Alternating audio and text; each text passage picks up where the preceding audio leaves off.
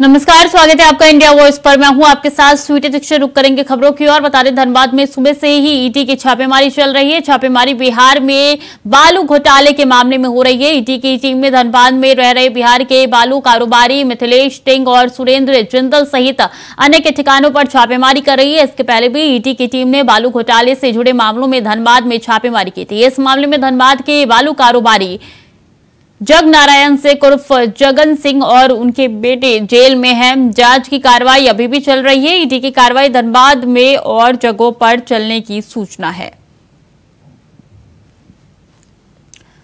तो ईडी की ताबड़तोड़ छापेमारी हर तरफ देखने को मिल रही है। अब देखिए, बालू कारोबारियों के घर पर छापेमारी हो रही है। बिहार में चूंकि बालू घोटाला हुआ है और इसी की छापेमारी यानी कि जांच की आज जो है अब झारखंड में भी देखने को मिल रही है। धनबाद में कई जगहों पर लगातार छापेमारी सुबह से ही हो रही है और यही कारण है कि एक के बाद एक सबके ऊपर शिकंजा कसता हुआ नजर आ रहा है। मिथिलेश के घर भी छापेमारी हो रही है, जो बड़े कारोबारियों में नामी चेहरे हैं और इसलिए अब ईडी एक्टिव होती हुई नजर आ रही है ताकि जो इसका भी हाथ है उसके पास से जल्दी से जल्दी सबूत इकट्ठा कराया जाए।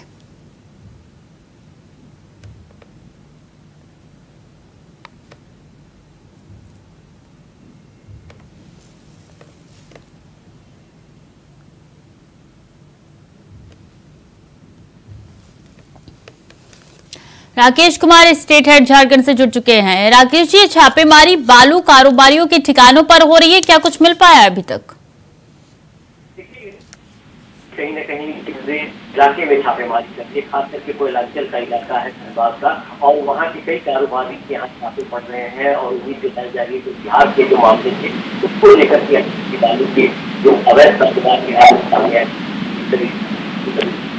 लेकिन फिलहाल की बात की जाए तो 7 जगहों पे छापेमारी की बात सामने आई है और जो कुछ लोग हैं वो इस महिला से भी जुड़े। ठीक है, ऑडियो में प्रॉब्लम है आपका राकेश जी, आपको बीच में रुकना चाहूंगी जब तक हमारी टेक्निकल टीम इसको ठीक करती है। इस बीच आपको बता दें कि सुबह से ही ईडी की छापेमारी जारी है और कई ठिकाने ऐसे जहां पे छापेमारी चल रही है। बालू घोटाले मामले में चल रही है ये छापेमारी और बता दें कि सुबह से ही ये छापेमारी निरंतर जारी है, चूंकि ये पूरा का पूरा मामला बिहार से जुड़ा हुआ है और बिहार में बालू घोटाला हुआ है जिसकी जांच की आज जो है वो झारखंड में भी देखने को मिल रही है।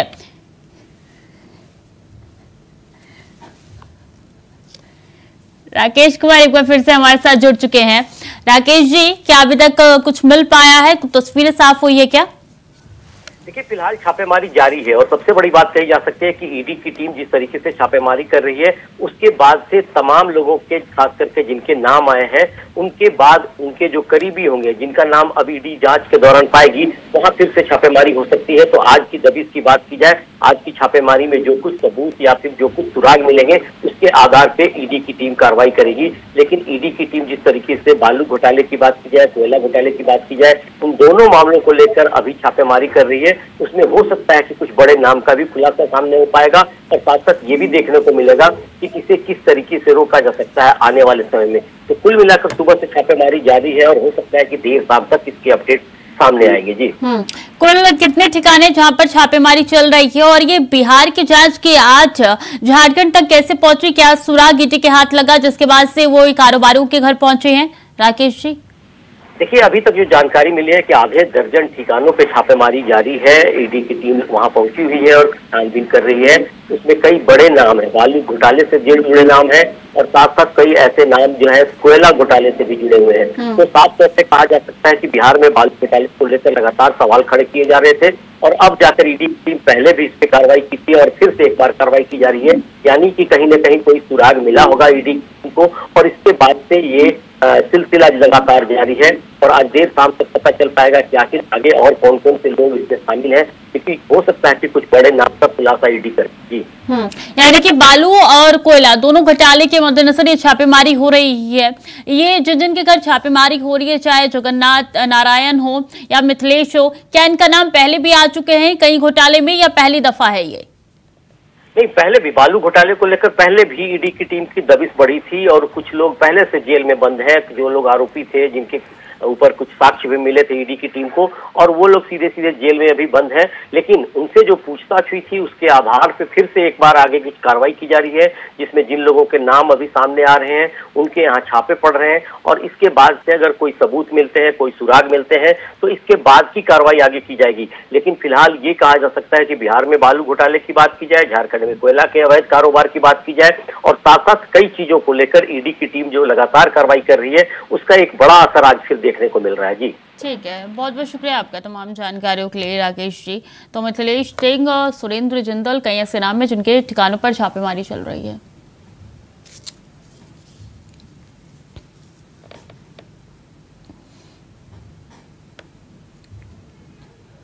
और खबर बदायूं से है, राज्यपाल को समन भेजने के मामले में कार्रवाई की गई है। एसडीएम और पेशकार को किया गया है निलंबित। बदायूं के एसडीएम न्यायिक और पेशकार निलंबित कर दिए गए हैं। चूंकि राज्यपाल को समन भेजा गया था इनकी ओर से, अब देखिए कार्रवाई करते हुए निलंबित कर दिए गए हैं। एसडीएम और पेशकार को निलंबित कर दिया गया है। बदायूं का ये मामला कुछ दिनों पहले निकल के सामने आया था, जब राज्यपाल को समन भेजा गया था एसडीएम की ओर से, और अब देखिए कार्रवाई करते हुए ये एसडीएम और पेशकार को निलंबित कर दिया गया है। तो बदायूं के एसडीएम न्यायिक और पेशकार निलंबित हो चुके हैं।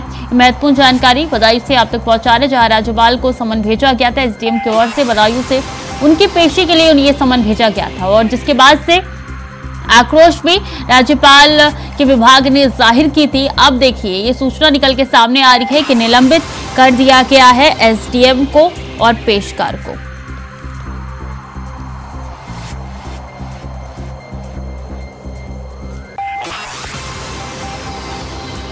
तो राज्यपाल को समन भेजने के मामले में कार्रवाई हुई है। पेशकार और एसडीएम निलंबित हो चुके हैं।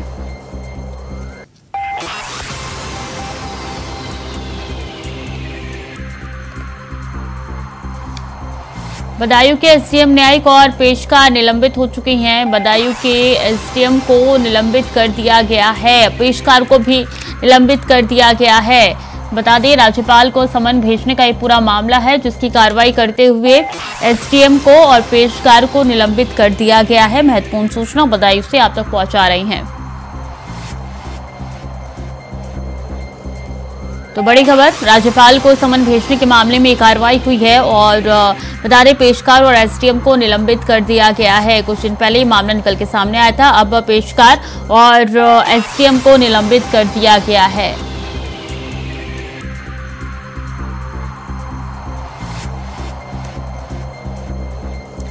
विजय जानकारी के साथ जुड़ चुके हैं। विजय, अब कार्रवाई हो चुकी है, एसडीएम भी निलंबित हो चुके हैं, पेशकार भी। जी आपको बता दें कि ये मामला 2 दिन पहले का है, जिसमें 18 जी हेलो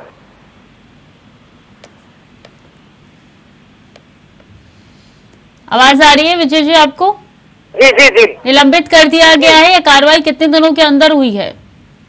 जी आपको बता दें कि पिछले हफ्ते जिस तरह से एसडीएम सदर ने इस राज्यपाल के लिए सम्मन जारी किया था, और सम्मन में उनको बदायूं कोर्ट में पेशी के लिए बुलाया गया था, उसको देखते हुए राज्यपाल के मुख्य सचिव ने आपत्ति जताई थी और डीएम को पत्र लिखा था।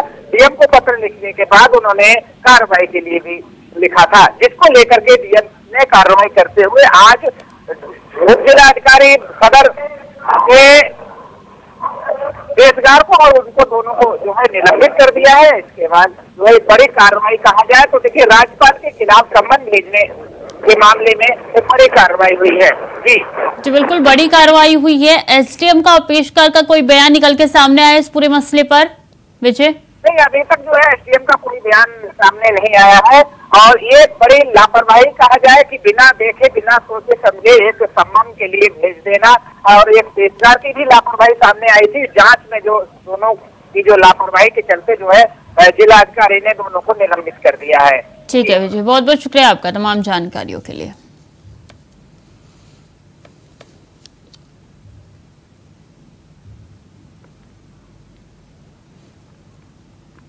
वहीं केजरीवाल के ईडी के समन पर बीजेपी ने आम आदमी पार्टी और केजरीवाल को घेरना शुरू कर दिया है। इस पर बीजेपी के नेता ने क्या कुछ कहा, आपको सुनाते हैं।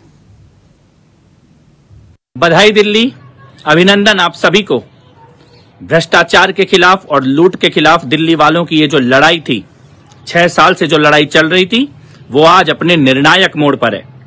दिल्ली के सभी अपराधी, दिल्ली को लूटने वाले एक एक करके सब जेल जा रहे हैं। दुर्योधन के सारे भाई जा चुके हैं और अब केवल आखिरी दुर्योधन बचा है। अरविंद केजरीवाल जिस रास्ते पर चल चुके थे, उसका अंत केवल जेल की सलाखों के पीछे ही होना था। कोरोना काल में दिल्ली की जनता को लूटकर दिल्ली के पैसों से शीश महल बनवाना, शराब माफिया के साथ मिलकर दिल्ली में नशे का कारोबार चलाना, इन अपराधों के पाप से अरविंद केजरीवाल का गैंग बच नहीं सकता था। केजरीवाल आज जेल जाएंगे या कल जेल जाएंगे, यह केवल ईश्वर जानता है।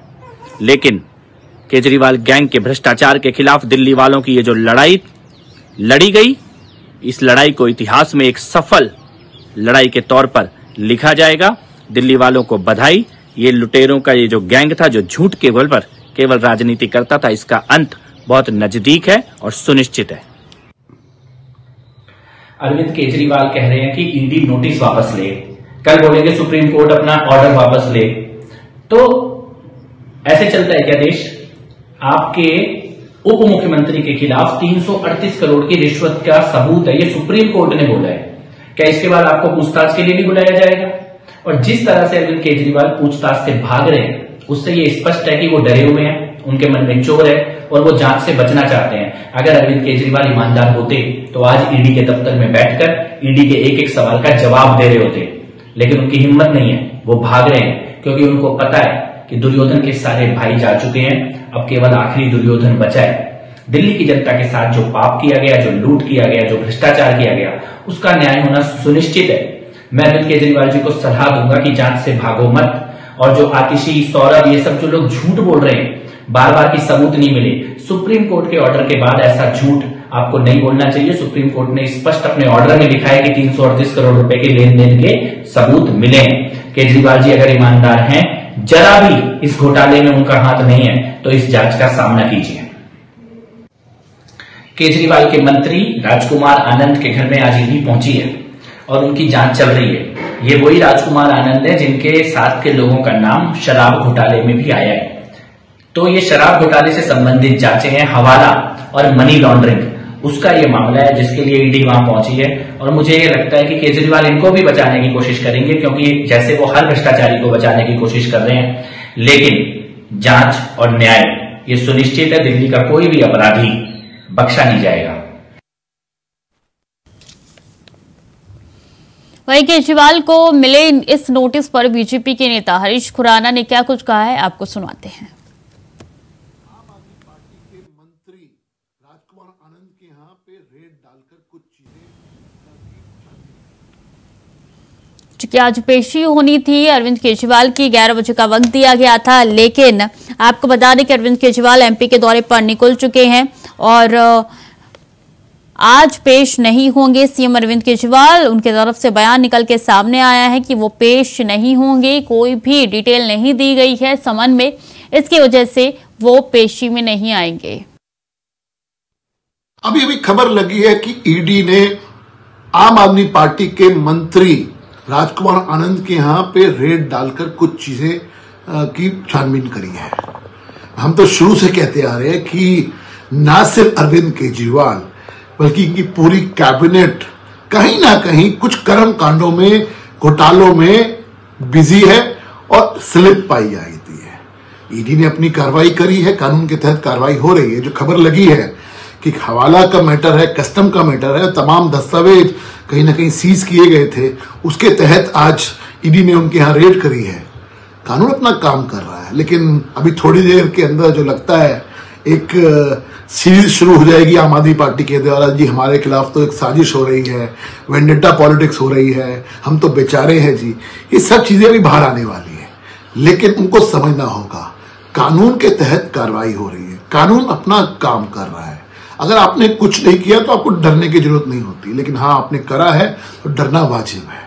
लेकिन आप सब लोगों की बौखलाहट, चाहे वो अरविंद केजरीवाल के मामले में हो, चाहे अब वो राजकुमार आनंद के मामले में हो, आप सबकी यही चीजें दिखाती हैं कि आप लोग भ्रष्टाचार में पूरी की पूरी सरकार संलिप्त है और आज जो कार्रवाई राजकुमार आनंद के तहत हुई है उसके खिलाफ हुई है, वो कानून के तहत हुई है। कानून को अपना काम करने दीजिए। कस्टम का मामला है, हवाला का मामला है, जो कुछ होगा सब कुछ सामने आ जाएगा।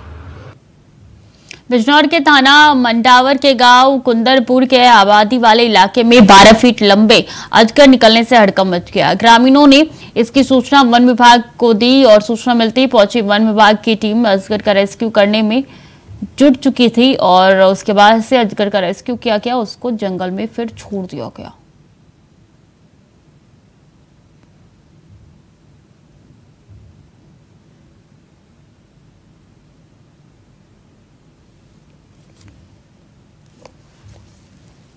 तो 10-12 फीट लंबा अजगर मिला है और जैसे ही ग्रामीणों ने इसको देखा, दहशत फैल गई इलाके में। वन विभाग को तुरंत इसकी सूचना दी गई और मौके पर वन विभाग की टीम पहुंची, जिसके बाद से अजगर का रेस्क्यू किया गया, उसको जंगल में छोड़ दिया गया। साफ तौर पे देखा जा सकता है कि कितना बड़ा यह अजगर है और इसने जरूर किसी जानवर को निगला है।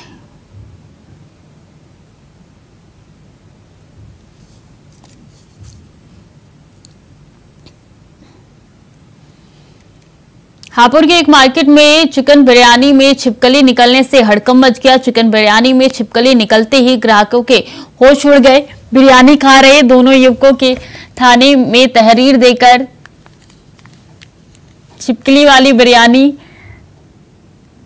बेच रहे दुकानदार के खिलाफ कार्रवाई की मांग की गई। मौके पर ग्रामीणों ने जमकर हंगामा भी किया। वहीं छिपकली निकलने का वीडियो सोशल मीडिया पे तेजी से वायरल हो रहा है। ये पूरी घटना धौलाना स्थित मुल्लाजी की मशहूर दुकान बिरयानी की है।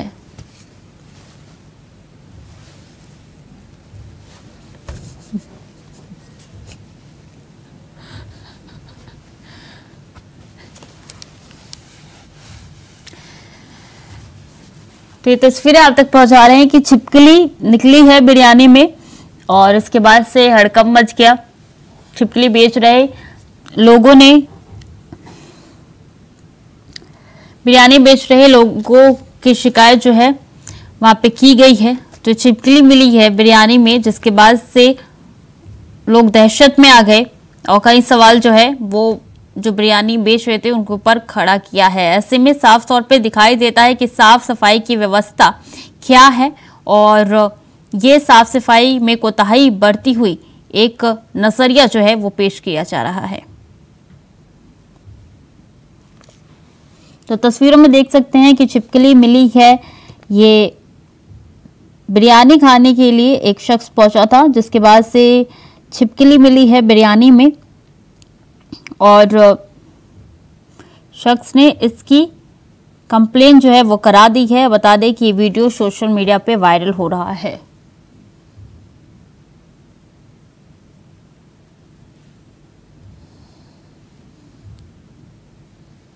शक्ति ठाकुर ज्यादा जानकारी के साथ जुड़ चुके हैं। शक्ति, ये कब का मामला है? क्या कोई कार्रवाई देखने को मिली है?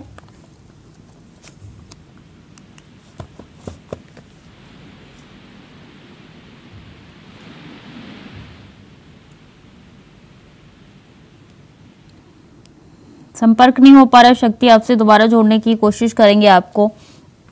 तो तस्वीरें आप तक पहुंचा रहे हैं कि छिपकली मिली है और ऐसे में अंदाजा लगाया जा सकता है कि साफ सफाई की व्यवस्था क्या रही होगी और लोगों का हुजूम इकट्ठा हो गया था। इसकी कंप्लेन फिलहाल आपको बता दें कि कर दी गई है।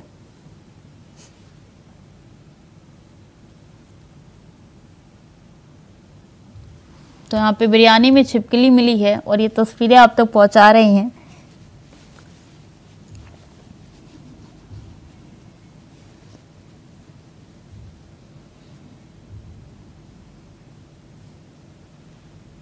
हापुड़ से ये मामला निकल के सामने आया है और बता दें कि छिपकली मिलने से हड़कंप मच गया है। दुकानदार के खिलाफ कार्रवाई की मांग की जा रही है।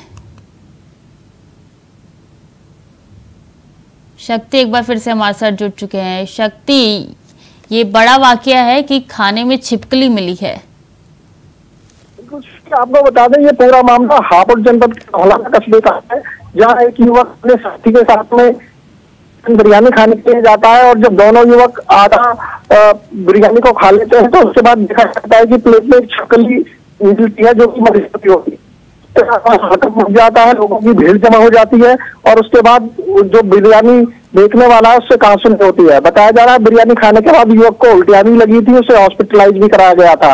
जब ये पूरा मामला मीडिया में आया है उसके बाद फूड विभाग हरकत में आया और फूड विभाग ने वहाँ मौके पर जाकर सैंपलिंग की है। लेकिन देखने वाली बात होगी कि जिस तरीके से छक्कली खाने में मिली है तो एक बड़ा वाकया है कि कब तक कोई ठोस कार्रवाई इस बिरयानी देखने वाले के खिलाफ की जाती है। जी बिल्कुल, ये बड़ी बात है। तो क्या कोई कार्रवाई की गई है शक्ति? बिल्कुल स्वीटी, बता दें फिलहाल जो कार्रवाई की गई है, फूड विभाग के अधिकारी वहाँ मौके पर पहुंचे हैं और इस बिरयानी देखने वाले का सैंपल लिया गया है और सैंपल आगे जांच के लिए बिल्कुल अब देखना होगा कार्रवाई की जा रही है नहीं। बहुत बहुत शुक्रिया आपका तमाम जानकारियों के लिए शक्ति। चलिए खबरों में आगे बढ़ेंगे। जल जीवन मिशन का लाभ यूपी की जनता को मिल रहा है। हम आपको बदायूं लेकर चलते हैं जहां की जनता इस योजना का लाभ पाकर गदगद हो रखी है। रिपोर्ट देखिए। जिंदगी में खाने से ज्यादा पानी का महत्व है। वो कहते हैं ना, जल ही जीवन है। इंसान खाने के बगैर तो रह सकता है, लेकिन पानी के बगैर ज्यादा दिन जिंदा नहीं रह सकता। जीवन में पानी के इस महत्व को समझते हुए केंद्र सरकार ने जल जीवन मिशन की शुरुआत की है, जिसको उत्तर प्रदेश की योगी सरकार तेजी से उतारने का काम कर रही है। इसी कड़ी में बदायूं में भी काम किया जा रहा है। जिले के 1010 ग्राम पंचायतों में करीब 867 वाटर ओवर हेड टैंक बनाए जाने हैं, जिसमें से अभी तक 68 ग्राम पंचायतों में कार्य पूरा हो चुका है। वहीं मार्च 2024 तक योजना को पूरा करने का लक्ष्य रखा गया है। प्रधानमंत्री जी की एक महत्वाकांक्षा है कि 31 मार्च 2024 तक प्रत्येक घर में नल हो। जल जीवन मिशन से हमारे घर में जब हर घर में नल पहुंचेगा तो निश्चित तौर पे पहले स्वच्छता, जो स्वच्छ पानी की जो चीजें हैं सैनिटरी की, वो दूर हो जाएगी। इस योजना के तहत बदायूं के 100 से अधिक गांव में पानी उपलब्ध कराया जा रहा है, जिससे ग्रामीण बेहद खुश हैं। इस पर अच्छा पानी मिलेगा, शुद्ध मिलेगा पानी, हर घर लगा रही है, जल स्वच्छ आएगा। सरकार योजना कर रही है, हम लोगों के घर तक स्वच्छ जल पहुंच रहा है। हम उस सरकार के लिए बहुत आभारी हैं और हमें घर बैठे हुए जल मिल रहा है। नहीं तो बाहर नलों से पानी लेने जाना पड़ता था, उसमें दूषित पानी, पीला पानी आता था। वो जल अब हमें शुद्ध मिल रहा है।